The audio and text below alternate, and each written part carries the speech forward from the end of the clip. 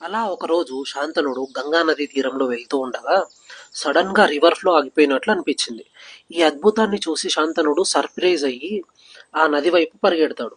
అలా వెళ్తూ ఉంటే ఆయనకి ఆకాశం నుంచి వర్షం పడినట్టు ఆరోస్ గుంపును చూశాడు. ఆ ఆరోస్ నదికి అడ్డుగా ఏర్పడి నది ప్రవాహాన్ని ఆపేసాయి.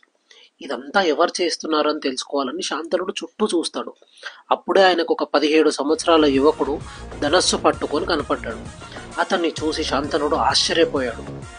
ఆ అబ్బాయి దగ్గరకు వెళ్ళి, నీ అద్భుతమైన ధనుర్విద్యను చూసి నా హృదయం పరవశించిపోయింది. నా కుమారుడా, నీవెవరు? నీ తల్లిదండ్రులెవరు అని అడిగాడు. అప్పుడు గంగాదేవి ఆ అబ్బాయి వెనుక నుండి వచ్చి, శంతన మహారాజా, ఈయనే మీ కుమారుడు దేవవ్రతుడు. ఇతడు మహర్షి పరశురాముని శిష్యుడు. ఈ దేవవ్రతుడు దేవతల గురువులైన బృహస్పతి, రాక్షస గురువైన శుక్రాచార్యుల వద్ద విద్యను అభ్యసించాడు. వేదాంగాల్లో ప్రావీణ్యం కలిగినవాడు అని చెప్తుంది. శాంతనుడు ఇన్ని ఇయర్స్ తర్వాత తన కొడుకుని చూసి గట్టిగా హక్ చేసుకుంటాడు.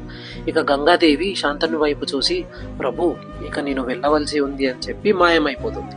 శాంతనుడు దేవవ్రతుణ్ణి తీసుకొని హస్తినాపురానికి వెళ్లి యువరాజుగా పట్టాభిషేకం చేస్తాడు. అమ్మయ్య! శాంతను 17 ఇయర్స్ వెయిట్ చేసినందుకు భీష్ముడు తిరిగొచ్చేశాడు.